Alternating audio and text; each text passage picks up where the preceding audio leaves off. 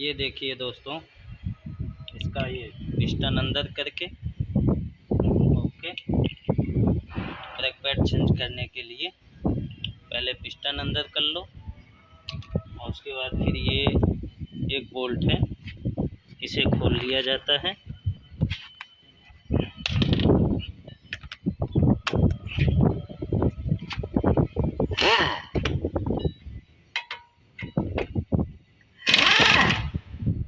ये देखिए दोस्तों, बोल्ट हमारा खुल चुका है ओके। अब हम ब्रेक पैड चेंज कर सकते हैं इसका। ये कैलिबर पिन जाम है ऊपर वाला ओके दोस्तों। ये देखिए बल लग रहा है इसमें, इसका कैलिबर पिन जाम है।